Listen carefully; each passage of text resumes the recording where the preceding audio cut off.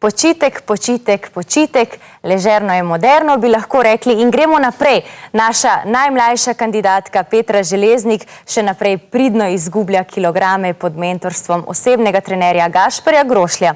Petra je pred dobrim mesecem dni skupaj z Domnom tudi oddala vzorce svoje sline, ki so jih pregledali v laboratoriju v tujini in opravili DNK analizo.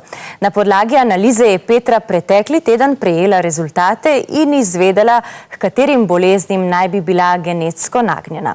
Kakšna je sicer povezava med geni in zdravjem? Nam genetika lahko pomaga, da ukrepamo še pred razvojem bolezni?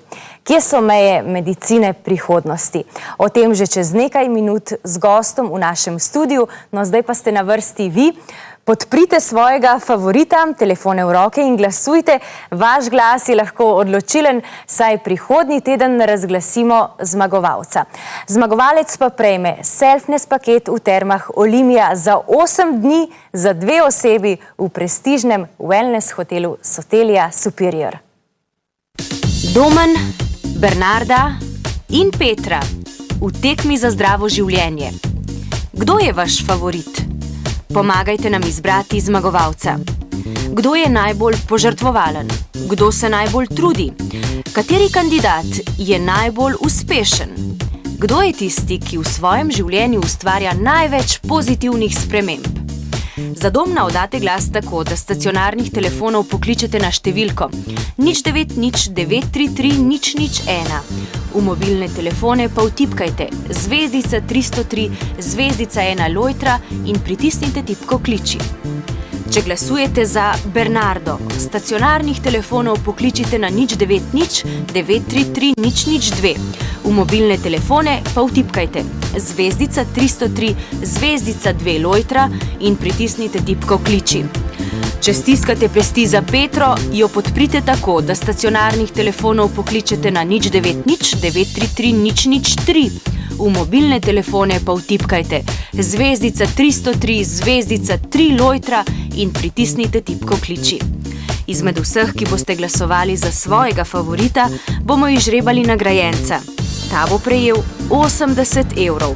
Cena klica je 42 centov. Več pravil najdete na spletni strani oddaje Dobro jutro in na teletekstu na strani 640.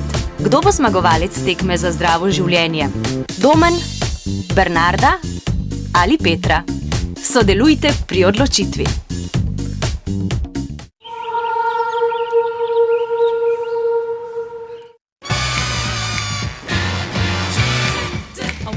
Hej! Si za trening kot dvoje? Ne, prav, ker sem končala z njim. Še vedno izgledaš tako sveže. Seveda, saj ima novi Pervol. Novi Pervol Sport & Active nevtralizira neprijetne vonjave in vas ohranja sveže tudi v gibanju. Za sveža športna oblačila kot nova. V sodelovanju z lokalnimi pridelovalci vam vsak dan zagotavljamo domače sadje in zelenjavo slovenskega porekla, sveže pečene dobrote ter postreženo meso 100% rejeno v Sloveniji. V sodelovanju z več kot 100 lokalnimi pridelovalci in zadrugami. Okusno iz domačih krajev.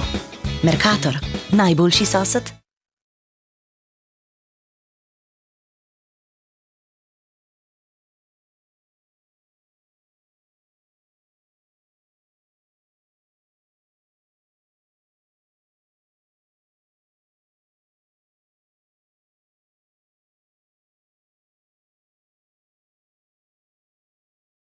Velika znižanja vozil Kia in možnost nakupa celo po 0% obrestni meri, tudi brez pologa. Prihranite pri davku, prihranite pri porabi, prihranite pri mesečnih stroških. Kia, največ avta za vaš denar. Vse za vaš vrt na enem mestu. Vrtni center Arboretum Volčji Potok.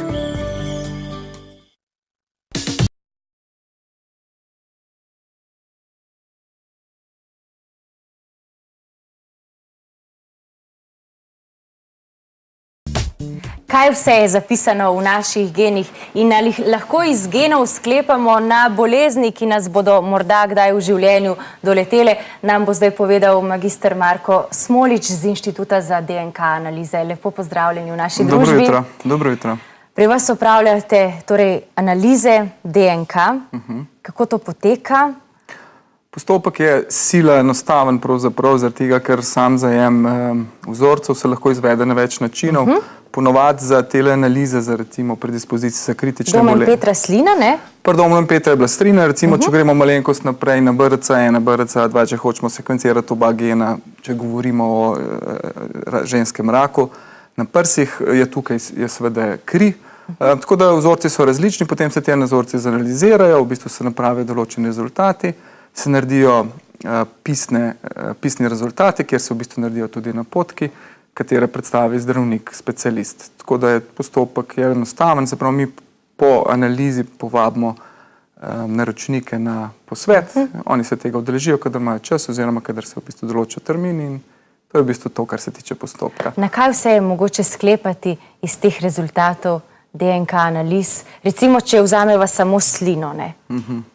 Veste kaj, zdaj tako je, genetika, jaz genetiko dostikrat primerjam tako kot recimo kot avto, recimo, ko so avto odkrili, so govorili, da je to kočija brez konjev, ne?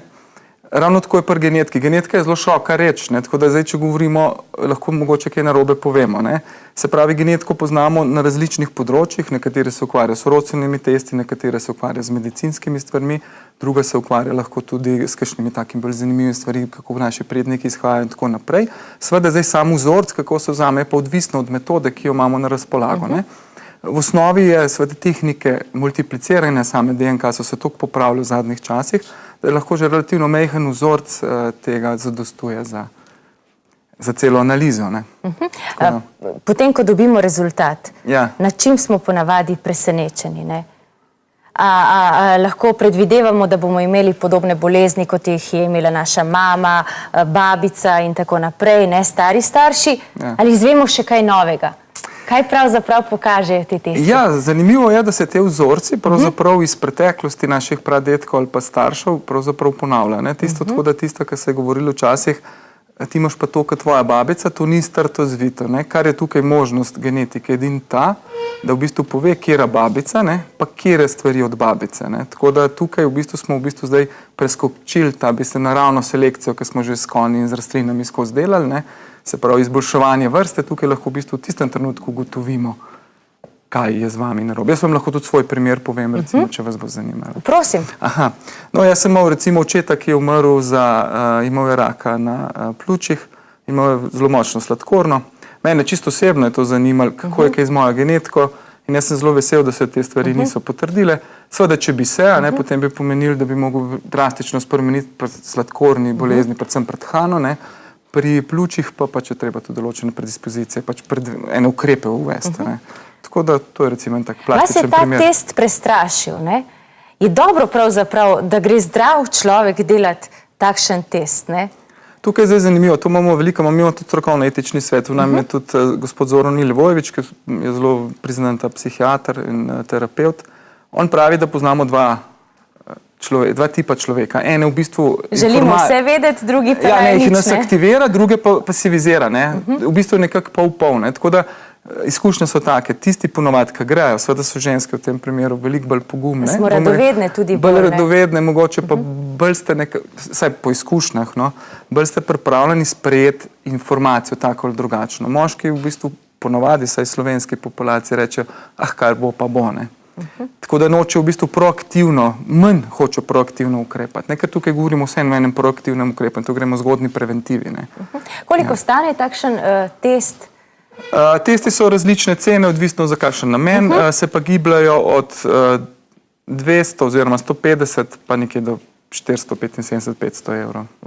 Je pa to tudi, bom tako rekla, posel, ki na nek način zdaj cveti, medicina prihodnosti, genske analize, ne. Vsi ljudje želimo čim dlje ostati zdravi, mladi, tudi lepi, ne.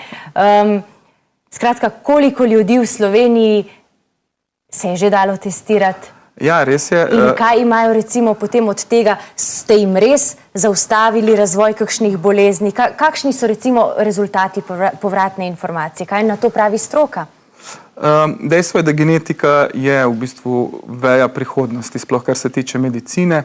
Dejstvo je, da je relativno mlada veda, kar se v bistvu vsi skupaj zavedamo. Se pravi, določene stvari in tudi določene bolezni so relativno dobro raziskane in tudi potrjene v praksi, ker vedno za vsakim vzorcem ene anomalije ali pa bi rekel genetske spremembe v bistvu sledi ena posledica in ta posledica recimo v primeru BRCA, ki je bil zdaj najbolj razpihnjen primer, seveda se točno ve tudi, kakšna je statistika. Pri drugih boleznih je ta statistika manj, je v bistvu lahko tudi vpliv okolja veliko večji. Ne? Se pravi, genetika ni tista, ki samo genetika determinira razvoj, ampak je tudi okolje. Ne? In zdaj te procenti so seveda različni oziroma koliko je okolje. Zdaj pa, če govorimo naprej v koraku, seveda določene stvari, kjer je v bistvu genetika zelo zelo bistvena stvar pri razvoju določenih bolezni, so tudi reakcije ljudi v bistvu kasneje pozitivne, zato ker če so se recimo izognili prehrani, v primeru celiakije ali pa preko laktozne intolerance, določenim uživanju mleka, recimo laktoze, absolutno to v bistvu izboljša njihov življenje. Ne? DNK analiza je lahko torej neka povratna informacija ali pa svarilo, kaj vse nas še čaka, česa vse se pravzaprav moramo paziti in kako živeti. Gremo zdaj k naši terenski ekipi. Na terenu sta namreč z Davidom tudi Petra in Domen. Lep pozdrav vsem trem. Bom pa kar takole vprašala, ali sta bila vidva presenečena nad DNK analizo?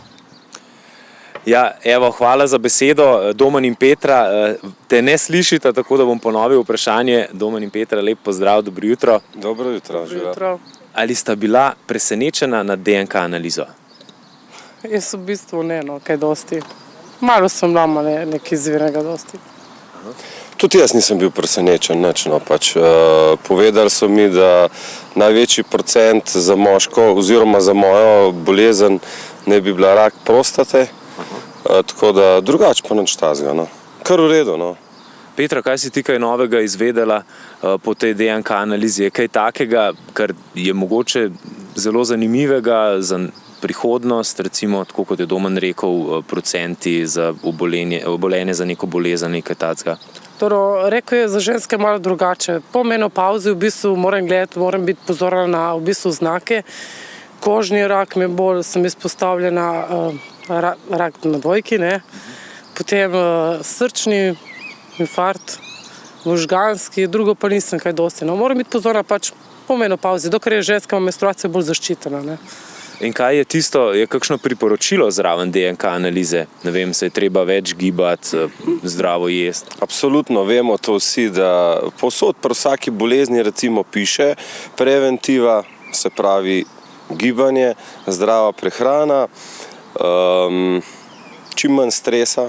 To je neka preventiva za vsako bolezen, tako da gibajmo se. Je potem genska analiza dobra stvar? Bi priporočila to? Ja, oni, ki so dosti bolezni, ki je že v genih, v družini, jaz priporočam, da delajo oni, ki imajo, ne vem, kakšnega kožnega, mislim, ki so postavljeni bolj srčni infarkt, ki je naprimer moče imel, nisem bila dosti, presenečena, Potem oni, ki imajo dojki, rak, one ženske, ki so izpostavljene v družini, je dobro, daš svoje hčerke, take stvari, Od genske analize gremo mi se pripraviti na današnji team building, celotne ekipe, še Bernarda se nam pridruži, vračamo pa seveda besedo nazaj v studio. Hvala lepa. Ja, videli smo, sta dobila kar nekaj povratnih informacij, ampak to sta mlada človeka. Je to tudi zdaj nekako trend?